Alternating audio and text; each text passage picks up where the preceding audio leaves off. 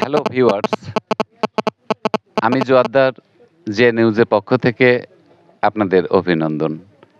আমি আছি এখন নাটোর জেলার লালপুর উপজেলা গৌরীপুর গ্রামে পদ্মা নদীর পাড়ে তালতলী ঘাটে।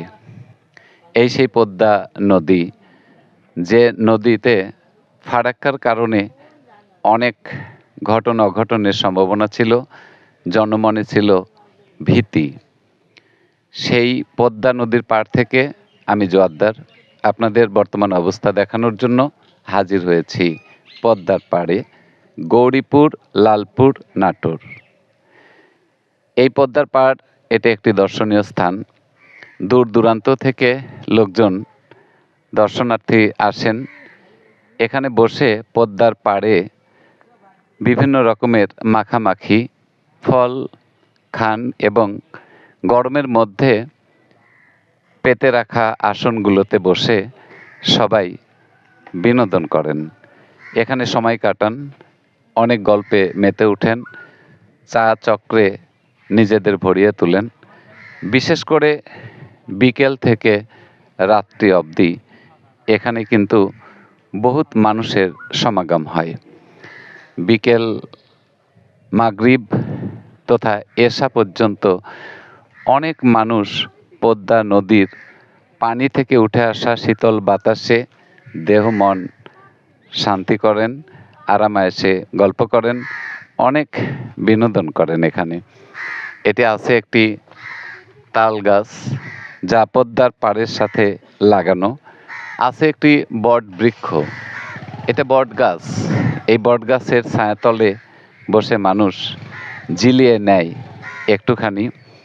এই বট গাছের শীতল ছায়ায় দেহ মনকে অনেক শীতল করে পরবর্তীতে বাসায় ফিরেন।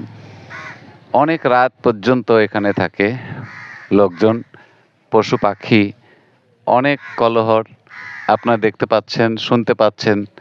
কাকগুলো ডাকছে, আর ঘুঘু পাখি, শালিক, তারপরে অন্যান্য সেই পাখিগুলো ঘুরে বেড়ায়। মানুষকে একটু সুখ দেওয়ার জন্য তারাও চেষ্টা করে। এই পদ্মা নদী, খরস্রোতা পদ্মা নদী একসময় অনেক সুখ দুঃখের সাথী এলাকার মানুষদের। আমি এই জায়গাটা একটু ঘুরে ঘুরে দেখিয়ে আপনাদেরকে এই জায়গার সঙ্গে পরিচিত করে দিতে চাই। হ্যাঁ দর্শক, ছোট ছোট দোকানপাট গড়ে উঠেছে, এই নিয়েই তাদের জীবন জীবিকা। দূর দূরান্ত থেকে অনেক মানুষ আসেন এখানে একটু বিনোদনের জন্য, একটু বাতাসের জন্য, একটু শান্তির জন্য, খুঁজবার জন্য। এই সেই পদ্মা নদী। পদ্মা নদীতে মাছ ধরার দৃশ্যটা আমরা দেখতে পাচ্ছি। একজন বৃদ্ধ মানুষ ছাতা মাথায় নিয়ে সুন্দর করে মাছ ধরার চেষ্টা করছেন। আমাদের দিকে চেয়ে আছেন উনি অপলক দৃষ্টিতে। আমার এই ভিডিওর মাধ্যমে সারা বাংলা তথা সারা পৃথিবীতে ছড়িয়ে যাবে তার এই মাছ ধরার দৃশ্যটা। এই সেই পদ্মা ওই দিকে পশ্চিম দিকে চলে গেছে রাজশাহী পর্যন্ত। আমরা যতদূর দেখতে পাই এই রাজশাহী থেকে আস্তে আস্তে আস্তে আস্তে পদ্মা যেতে যেতে যেতে যেতে যেতে যেতে ওই দেখা যাচ্ছে সামনে রূপপুর। হ্যাঁ, আমি একটু দেখাতে চাই। রূপপুর পারমাণবিক বিদ্যুৎ কেন্দ্র এখনো সম্পূর্ণ তৈরি হয় নাই, তারপরেও কিন্তু দেখা যাচ্ছে এখান থেকে ঈশ্বরদী রূপপুর পারমাণবিক বিদ্যুৎ কেন্দ্র। বট গাছ, এই বট গাছে শীতল ছায়ায় অনেক মানুষ দুপুরে শান্তিতে বসে পদ্মার হাওয়া দেখছেন, হাওয়া খাচ্ছেন। জেলেরা মাছ ধরছে। সামনে দেখা যাচ্ছে অনেক চর আছে, চরে বিভিন্ন রকমের ফসল আছে। ফল ফসলে চরের মাঝখানে জনবসতি গড়ে উঠেছে। আমরা এক এক করে দেখানোর চেষ্টা করছি। এই দোকানের সামনে আসনগুলো বিকেলে, বিশেষ করে সন্ধ্যা বা সন্ধ্যার পরে অনেক মানুষ এসে ভরে যায় এইখানে। পাশে আছে একটি মসজিদ। মসজিদের সামনে সুন্দরভাবে দর্শকদের জন্য আসন পেতে দেওয়া হয়েছে।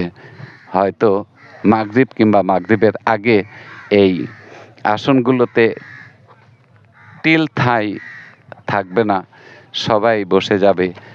অনেক দুই চক্র যানে চড়ে অনেক দর্শনার্থী আসেন এই পদ্মার হাওয়া খাবার জন্য।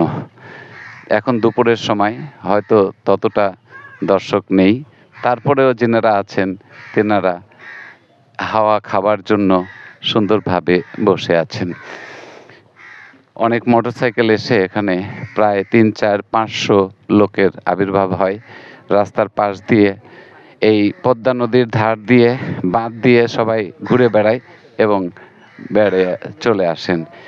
এখানকার স্থানীয় একজন বিশ্ববিদ্যালয়ের ছাত্রের সঙ্গে আমরা একটু কথা বলতে চাই, তার কাছ থেকে জানতে চাই এই জায়গার গুরুত্ব সম্পর্কে।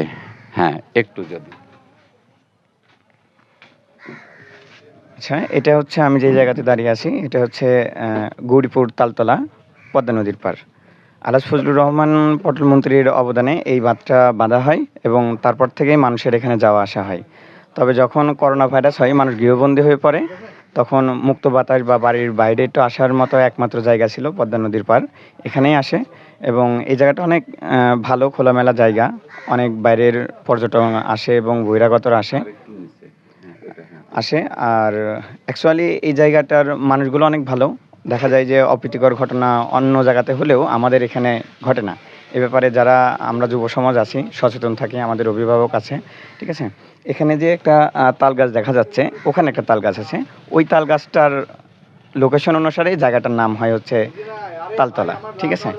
আর এদিকে একসময় গাছটা ছিল না, ওই তাল গাছটাই ছিল। বাইরে থেকে মানুষ আসে, সাধারণত বিকেল সময় কাটায়। অন্যদিন যেমনই থাকুক না কেন, শুক্রবারে এখানে প্রচুর দর্শনার্থী আসে, পর্যটক আসে, প্রায় 400-500 জন অলওয়েজ থাকে, ঠিক আছে? আর এপাশ যে দোকানপাট বসে, বহিরাগতরা এসে বেশ ভালো একটা সময় কাটায়। ধন্যবাদ। হ্যাঁ, একজন বিশ্ববিদ্যালয় পড়ুয়া ছাত্রর কাছ থেকে আমরা এই জায়গার গুরুত্ব সম্পর্কে জানতে পারলাম। এখন দুপুরের সময় দর্শনার্থী তেমন নাই, হাওয়া খাওয়া মানুষ নাই, তারপরেও চলছে মাখামাখি। এই মাখামাখি খাবার জন্য অনেক মানুষের জিভে ঝোল এসে যেতে পারে, তারপরেও এই সুন্দর বট বৃক্ষের নিচে বসে মাখামাখি খাওয়ার মধ্যে অনেক মজা আছে।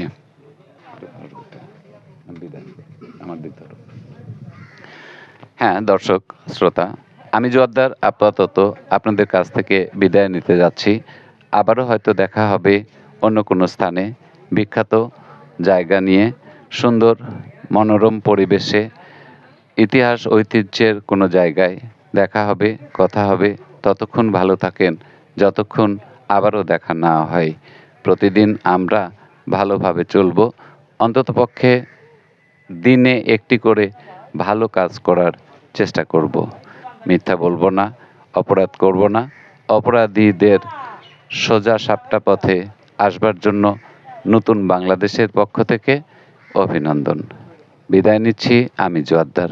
সবাইকে ধন্যবাদ, টাটা, বাই বাই। আবার যেন দেখা পাই।